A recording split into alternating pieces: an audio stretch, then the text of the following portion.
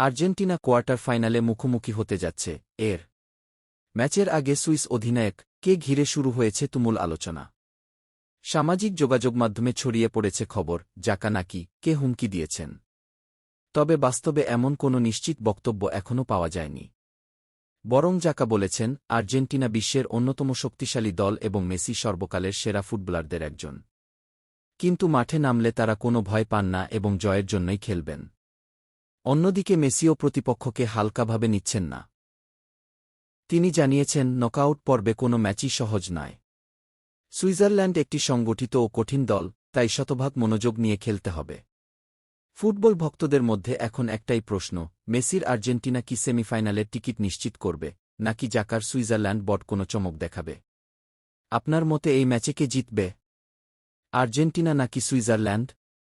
কমেন্টে আপনার মতামত জানাতে ভুলবেন না।